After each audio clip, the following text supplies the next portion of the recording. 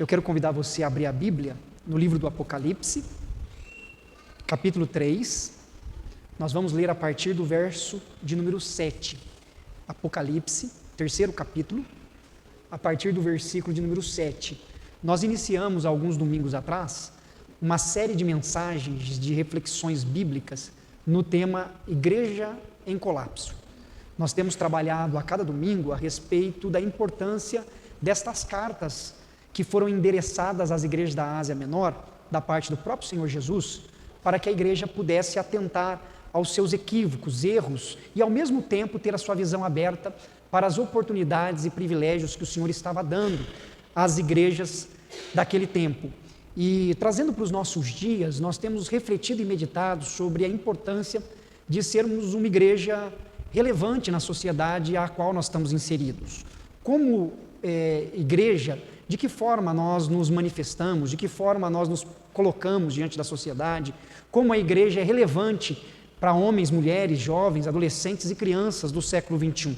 Então, domingo após domingo, nós temos refletido sobre isso, lembrando que, apesar da igreja evangélica brasileira ser uma das religiões que mais cresce no Brasil nesses últimos anos, o número de pessoas que abandonam a igreja é tão grande quanto o número sobre o qual ela cresce. Por que que as pessoas deixam? Por que que o convívio na comunidade se torna algo supérfluo, deixado de lado? Por que que nós vemos muitas novas gerações que dizem que creem em Jesus, mas não se relacionam com a comunidade cristã? Por que que falta compromisso? Por que falta responsabilidade? Quais são os desafios que nós enfrentamos? Então essa tem sido a nossa reflexão, domingo após domingo, nesses últimos meses, refletindo nessa carta, ou melhor, nestas cartas que se encontram no livro do Apocalipse, às 7 igrejas da Ásia Menor. Hoje, nós estamos na carta à igreja em Filadélfia, que se encontra no capítulo 3, a partir do verso 7. Diz assim o texto das Sagradas Escrituras: Ao anjo da igreja em Filadélfia escreve: Estas coisas diz o santo, o verdadeiro, aquele que tem a chave de Davi, que abre e ninguém fechará, e que fecha e ninguém abrirá. Conheço as tuas obras. Eis que tenho posto diante de ti uma porta aberta, a qual ninguém pode fechar. Que tens pouca força, entretanto guardaste a minha palavra e não negaste o meu nome. Eis farei que alguns dos que são da sinagoga de Satanás, desses que a si mesmos se declaram judeus e não são, mas mentem, eis que os farei vir e prostrar-se aos teus pés, e conhecer que eu te amei. Porque guardaste a palavra da minha perseverança, também eu te guardarei da hora da provação, que há de vir sobre o mundo inteiro, para experimentar os que habitam sobre a terra. Venho sem demora, conserva o que tens, para que ninguém tome a tua coroa. Ao vencedor, falo-ei coluna no santuário do meu Deus, e daí jamais sairá.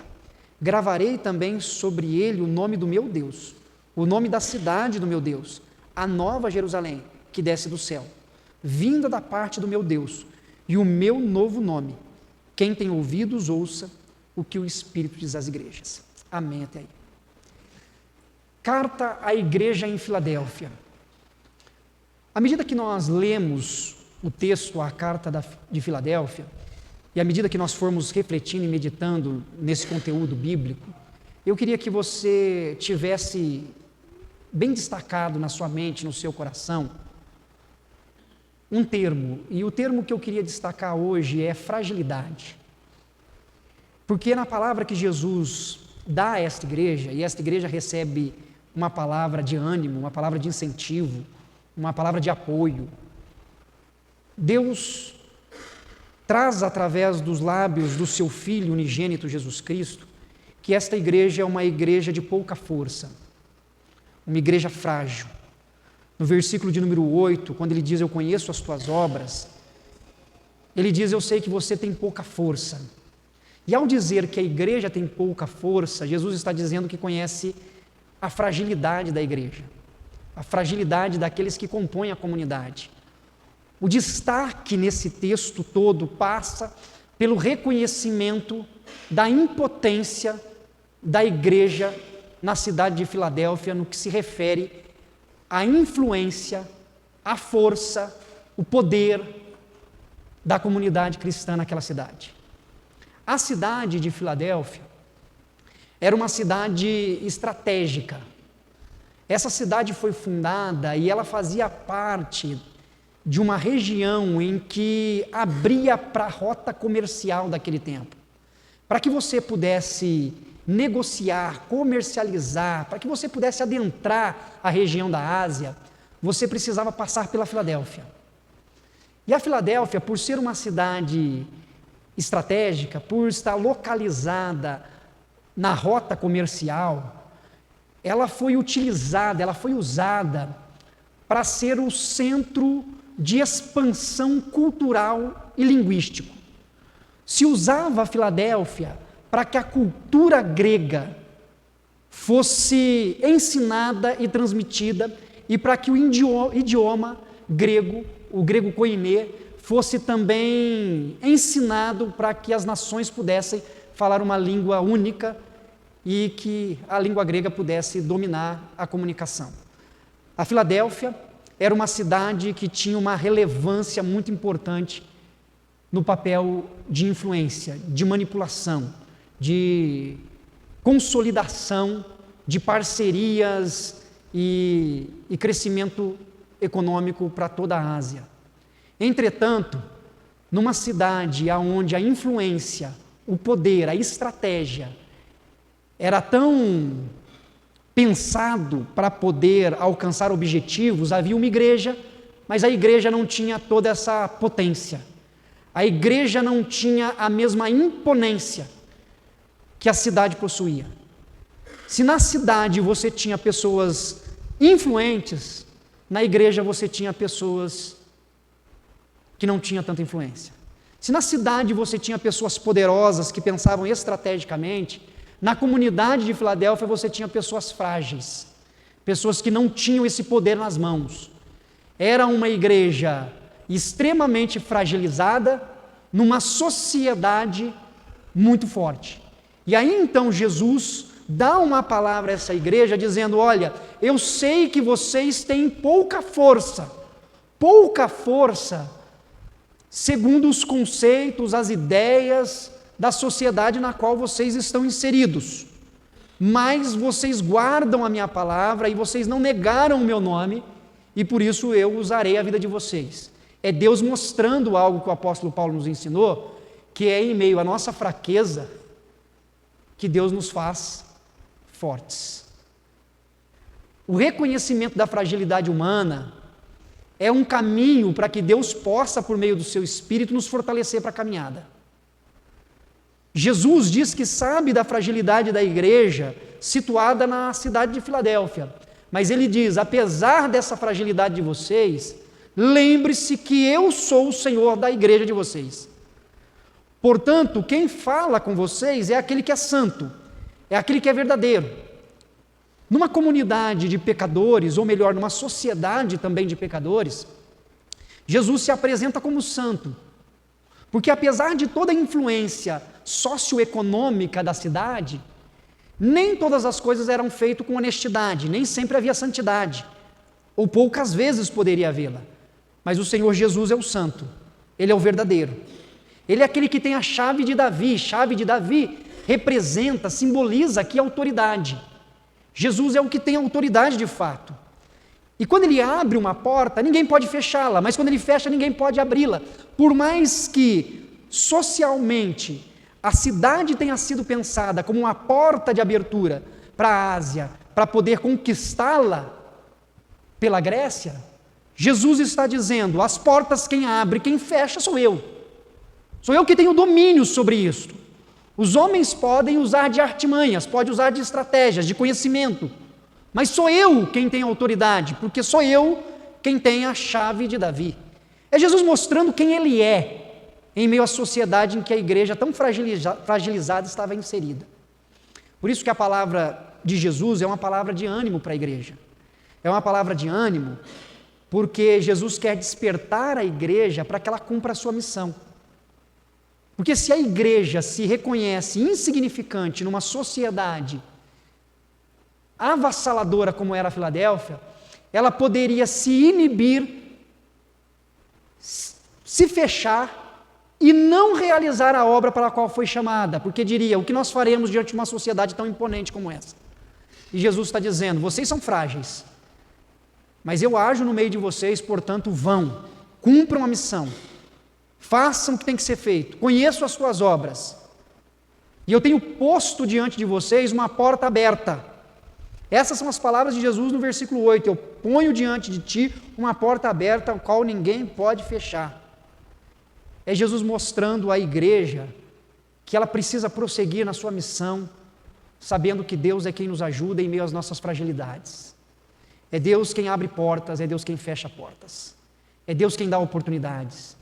É Deus quem converte corações e transforma vidas. É Deus. Ele dá uma palavra de ânimo também, dizendo da proteção. Versículo 9. Eis que farei que alguns dos que são da sinagoga de Satanás, pessoas que se diziam judeus, mas ao mesmo tempo prejudicavam a igreja de Cristo, desses que a si mesmos se declaram judeus e não são, mas mentem, eis que os farei vir e prostrar-se aos teus pés e conhecer que eu te amei. É Deus dizendo à igreja que até em meio às perseguições que eles sofriam dos grupos religiosos, o Senhor mostraria e revelaria a toda a sociedade que eles eram amados, cuidados, protegidos e sustentados. Como é bom nós sabermos que em meio às nossas fragilidades, Deus nos ampara e nos fortalece. É difícil, às vezes, reconhecer vulnerabilidades. Há um livro escrito pela Hanne Brown, que chama A Coragem de Ser Imperfeito. Esse livro ele é muito interessante. Ele foi escrito através de um mestrado que a Hanne Brown fez na área dela. E ela trabalhou muito com a questão da vulnerabilidade do ser humano, a coragem de ser imperfeito. Nesse livro ela traz diante de nós o quanto é libertador, o quanto tira peso das nossas costas, o quanto a vida se torna mais leve quando a gente passa a reconhecer que a gente é vulnerável. Quando a gente consegue ter a maturidade de dizer que a gente não consegue, que a gente não pode, que a gente não dá conta, que a gente é vulnerável. O quanto a vida se torna mais fácil quando a gente consegue dizer que nós não podemos tudo, que a gente não dá conta de tudo, que a gente é frágil, que as nossas emoções são frágeis, que a gente não suporta tudo, que tem coisas que nos incomodam, que tem coisas que nos irritam, que tem coisas que nos tiram do sério, que tem coisa que faz com que a gente perca a paciência. A vulnerabilidade é você reconhecer que você não pode tudo.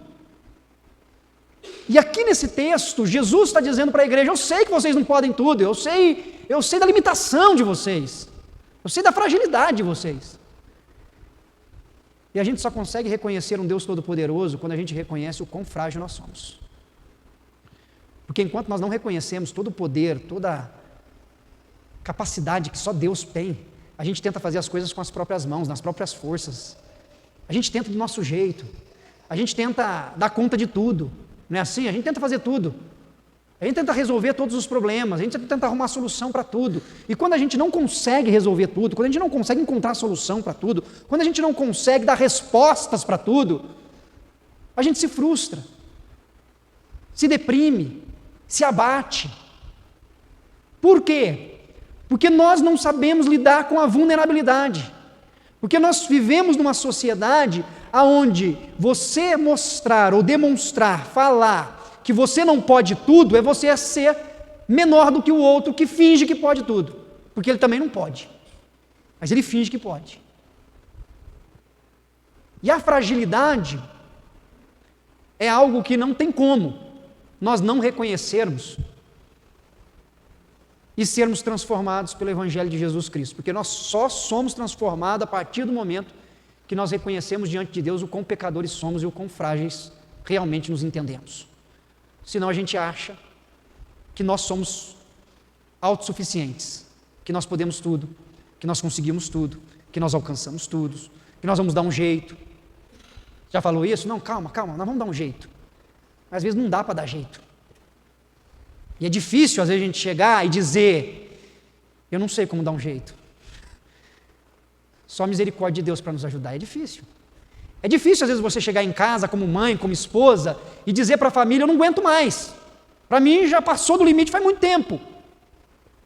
Porque parece que as pessoas depositam em você uma expectativa que você tem que satisfazer, que você tem que dar conta. E você se sente culpada ou culpado de não satisfazer a expectativa do outro em relação a você. E você está abatido, cansado, desgastado, extremamente vulnerável, mas finge estar bem, mas não dá conta. E aí vem a palavra de Deus dizendo assim: eu sei o quanto você é frágil.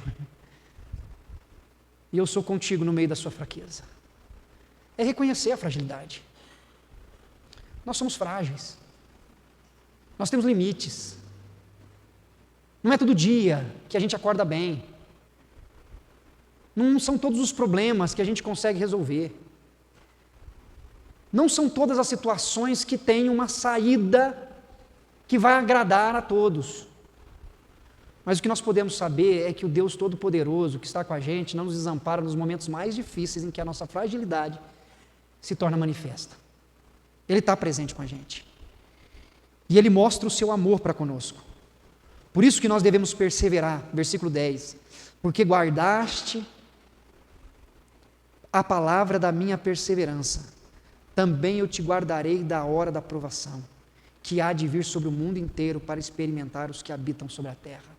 É Deus trazendo uma palavra de consolo, dizendo assim: olha, eu quem protegerei você, é eu quem cuidarei de você na hora da provação.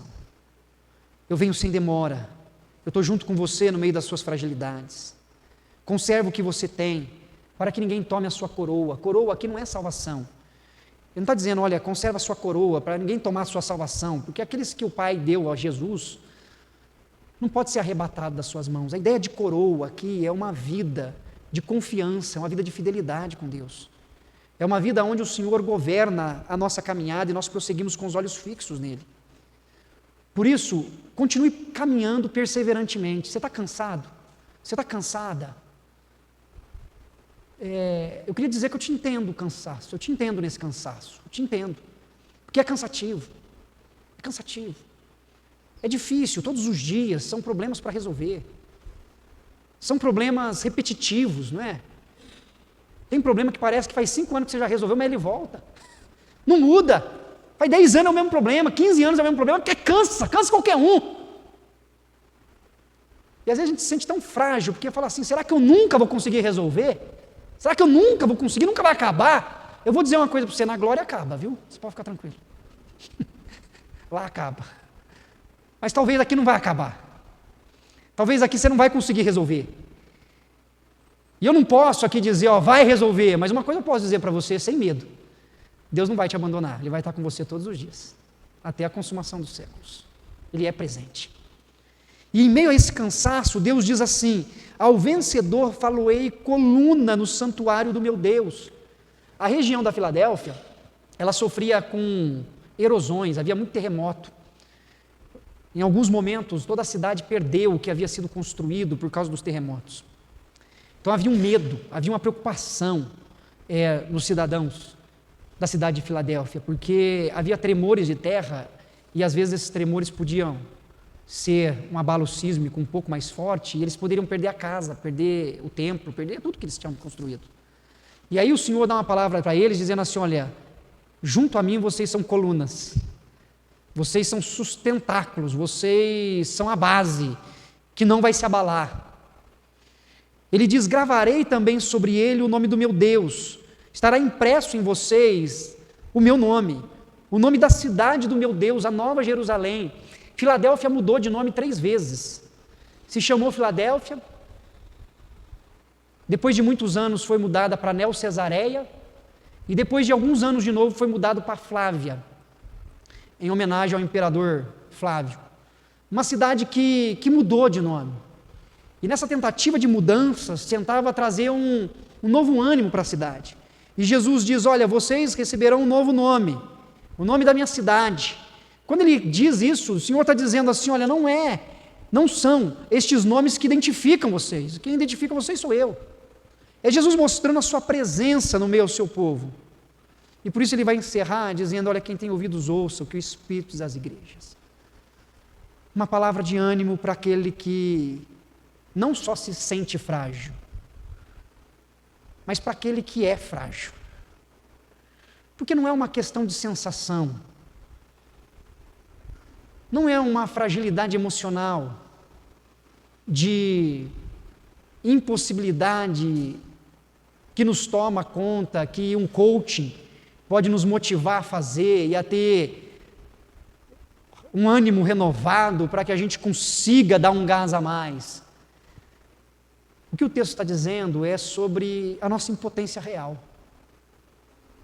É você às vezes ver os seus filhos sofrendo e você lá no fundo saber que você não pode fazer nada. Você tenta, você quer, mas você sabe que você não pode. É você ver alguém da sua família às vezes passando necessidade, dificuldade, e você quer ajudar de uma forma ou de outra, e você tenta, mas no fundo você sabe que você não vai conseguir resolver.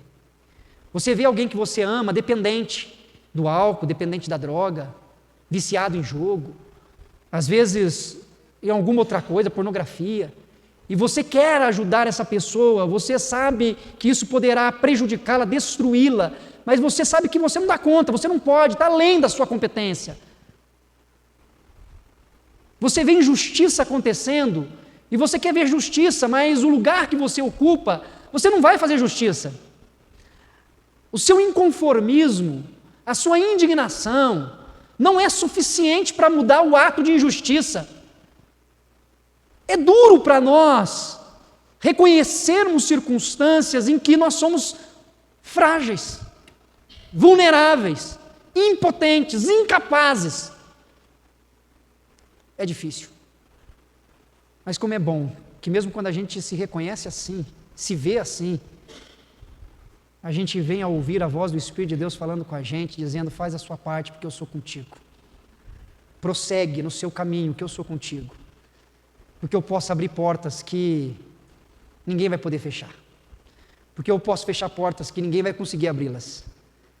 Prossegue o seu caminho, prossegue confiante em mim, porque eu sou aquele que tem nas mãos a chave de Davi.